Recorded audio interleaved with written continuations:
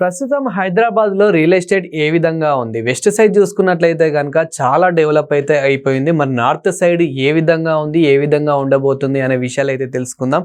దీని గురించి అయితే మాట్లాడేందుకు ప్రస్తుతం మనతో పాటు రియల్ ఎస్టేట్ ఎక్స్పర్ట్ నడ్డూరి రవికుమార్ గారు ఉన్నారు. నమస్తే అండి. నమస్తే సార్, రియల్ ఎస్టేట్ ఇప్పుడు ప్రస్తుతం నార్త్ సైడ్ ఏ విధంగా ఉంది హైదరాబాద్లో? సో అక్కడ ఇన్వెస్ట్మెంట్ చేయొచ్చు అంటారా? రాబోయే రోజుల్లో ఏ విధంగా ఉండబోతుంది?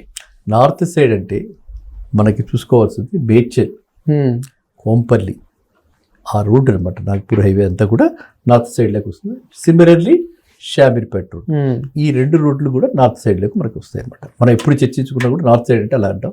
వెస్ట్ సైడ్ అంటే చెప్పక్కర్లేదు. వెస్ట్ సైడ్ తెలుసు కదా, Gachibowli, financial district, Kokapet, and towards మళ్ళా శంకరపల్లి, మొయినాబాదు, మోమింపేట, ఇటు పక్కన మన నవాబ్పేట, వికారాబాదు, ఇది వెస్ట్ సైడ్. అలాగే బాంబే హైవే, అది వెస్ట్ సైడ్. ఓకేనా? వెస్ట్ సైడ్ మీరు చెప్పినట్టుగానే చాలా సాచ్యురేటెడ్ మార్కెట్ అయిపోయింది. చాలా మటుకు డెవలప్మెంట్ విడిపోయింది. నియోపోలిస్ దాటి శంకరపల్లి అక్కడ దాకా బాగా డెవలప్ అయిపోయింది. అండ్ మనం ఎప్పుడు చెప్పుకునే కామన్ మ్యాన్కి అందుబాటులో లేని ప్రైసెస్లో ఉన్నాయి west side. Whereas north side మనకి ఇంకా అంత ర్యాపిడ్ గ్రోత్ లేదు. ఐటీ టవర్స్ అక్కడ మేడ్చల్ దగ్గర తయారవుతున్నాయి. దానికి టెండర్స్ కాల్ పరిచేసి ఒక కాంట్రాక్టర్ని ఐడెంటిఫై చేసి దాన్ని కన్స్ట్రక్షన్లో ఉంది. అది వచ్చేస్తే మేడ్చల్ దగ్గర అప్పుడు ఐటీ అక్కడ కూడా కొంచెం ఎంప్లాయీస్కి ఉండటానికి దగ్గరగా ఉంటుంది. వాక్ టు వర్క్ లాగా, మరీ అంత వాక్ కాకపోయినా 2-3 కిలోమీటర్స్ డిస్టెన్స్లో వాళ్ళందరూ ఉండటానికి అనువుగా ఉంటుంది. ఏది? మేడ్చల్ నుంచి మళ్ళీ మనకి ఇటు పక్కన కోంపల్లి, మధ్యలో బొల్లారం రోడ్డు, ఇటు కోంపల్లి తర్వాత బోయినపల్లి, అదే సికింద్రాబాద్ స్టేషన్ దగ్గరలో సిటీలోకి వచ్చేసినట్టే. ఇవాళ కోంపల్లి ఆల్మోస్ట్ హైదరాబాద్ లోపల కలిసిపోయినట్టే. కోంపల్లిలో లేనిది ఏమైనా ఉందా? అన్ని కుక్కట్పల్లిలు ఎలా ఉన్నాయి, కోంపల్లిలు అలాగే ఉన్నాయి. అండ్ అక్కడి నుంచి కోంపల్లి నుంచి బొల్లారం రోడ్లో అక్కడ రైల్వే కాలనీ కానీ, అక్కడ రైల్వే స్టేషన్ ఉంది బొల్లారంలో. మీకు రైల్వే స్టేషన్ నియరెస్ట్గా అటువైపు బొల్లారంలో ఉంది.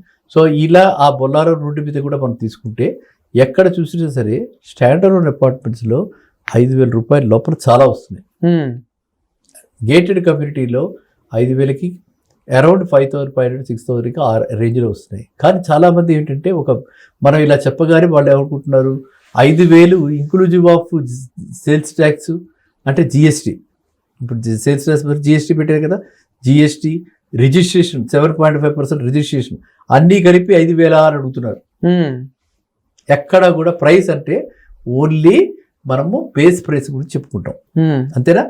మళ్ళీ ఇప్పుడు అక్కడికి వెళ్ళి ఈస్ట్ ఫేసు, తర్వాత swimming pool face, garden face, ఇలా రకరకాల ఫేసెస్ బిల్డర్ అడిగితే అది మనకు సంబంధం లేదు. మనం ఎప్పుడు కూడా బేస్ ప్రైస్ మీద మాట్లాడుతుంటాం. సో బేస్ ప్రైస్ ఇవాళ 5,000 రూపాయలకి చక్కగా బొంపల్లి దగ్గర, మేడ్చల్ దగ్గర, బొల్లారం దగ్గర చాలా ఉన్నాయి. అదే. And areas are super areas, decent areas and చాలా చక్కటి ఏరియాస్. సార్, అంటే ఇంచుమించు ప్రైజెస్ ఏ విధంగా ఉన్నాయి అనుకోవచ్చు? ఓపెన్ ఫ్లాట్స్ కానివ్వండి, అక్కడ ఉన్న వేరే అపార్ట్మెంట్ ఫ్లాట్స్ కానివ్వండి, సో 1 BHK 2 BHK లాంటివి కానివ్వండి, సో ప్రైజెస్ ఏ విధంగా ఉన్నాయి అనుకోవచ్చు? మీరు ఇప్పుడు అడిగింది 1 BHK అంటే ఎంత?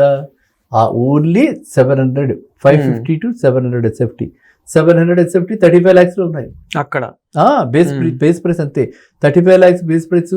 లోపల ఉండి దానికి మళ్ళీ ఓన్లీ జిఎస్టీ వాడు ఎవరు బిల్డర్ తింటారు కదా, జిఎస్టీ గవర్నమెంట్ కట్టాల్సింది, అది మన రిజిస్ట్రేషన్ గవర్నమెంట్ కట్టాల్సింది, అలా ఉన్నాయి. అండ్ 2 BHK మనకి 54-55 lakhs ఆ విధంగా ఉన్నాయి. గేటెడ్ కమ్యూనిటీలో కూడా ఉన్నాయి. 54-55 lakhs గేటెడ్ కమ్యూనిటీలో కూడా వస్తున్నాయి 2 BHK.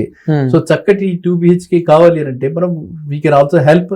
అండ్ మీకు లాస్ట్ టైం చెప్పినట్టున్నాను, ఇండీస్ వాళ్ళదే VBCT అని ఉంది, దానిలో కూడా ఉన్నాయి కొన్ని. అప్పుడే అయిపోయి కంప్లీట్ అయిపోయి రెడీ టు మూవ్. అండ్ దానికి ఫర్దర్గా జిఎస్టీ కూడా పడదు. అలాంటి దానిలో కూడా మనకి 54 lakhsకి చక్కటి 2 BHK వచ్చేస్తుంది, రెడీ టు మూవ్. సార్, ఇప్పుడు హైదరాబాద్ నార్త్ సైడ్ మనకి ఇన్వెస్ట్మెంట్ చేయాలనుకుంటే కనుక పలు ఏరియాలలో ఎలాంటి ఏరియాస్లో చేస్తే బాగుంటుంది అంటారు? అక్కడదక్కడే ఎక్సలెంట్. ఎప్పుడైనా సరే హైదరాబాద్ అయినా వేరే ఏ సిటీ అయినా ఇవన్నీ థంబ్ రూల్స్ అనమాట, మారవు. ప్లేస్ని బట్టి మారవు. థంబ్ రూల్స్ ఏంటంటే ఎక్కడ ఇన్ఫ్రాస్ట్రక్చర్ బాగా డెవలప్ అవుతుందో, first thing is I, next thing is C, C ఏమిటి? కనెక్టివిటీ. ఇన్ఫ్రాస్ట్రక్చర్ బాగా డెవలప్ అవుతుంది, కనెక్టివిటీ లేదనుకోండి, కనెక్టివిటీ లేకపోతే అవుతుంది డౌన్గా ఉంటుంది, డల్గా ఉంటుంది.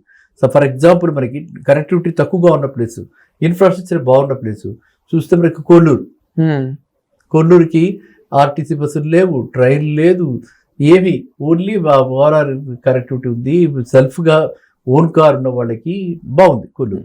బట్ మనకి పబ్లిక్ ట్రాన్స్పోర్ట్ కావాలి, ఆటోలు కావాలి, మెట్రో కావాలి, మనకి ఇలాంటివన్నీ కావాలి అనుకుంటే కొల్లూరులో లేవు. వేరే కోంపల్లిలో ఉన్నాయి, కొల్లూరులోనూ 5,000 ఉన్నాయి, కోంపల్లిలోనూ 5,000 ఉన్నాయి. సో ఇప్పుడు ఎవరైనా ఏదైనా అడిగితే వాడికి జాబ్ రిలేటెడ్గా ఉండి ఐటీలో చేసుకోవాలన్న వాళ్ళు వెస్ట్ సైడ్ కొల్లూరులో పెట్టుకుంటారు.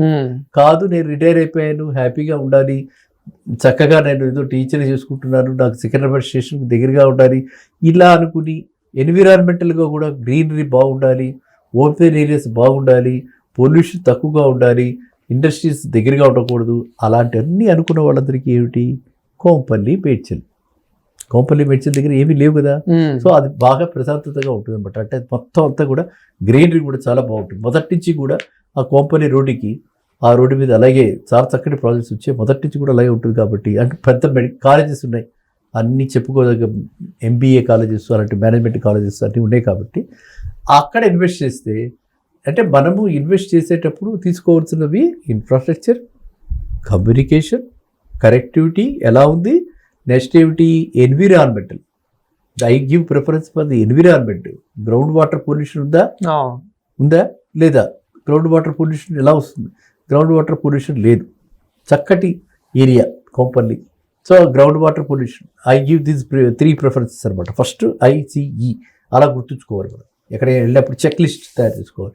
గ్రౌండ్ వాటర్ పొల్యూషన్ లేదు, చక్కగా డ్రైనేజ్ కనెక్షన్స్ అన్నీ ఉన్నాయి, వెల్ ప్లాన్డ్, వైడ్ రోడ్స్, పెద్ద హైరేజ్ బిల్డింగ్స్ లేవు, 63 ఫ్లోర్స్, 66 ఫ్లోర్స్.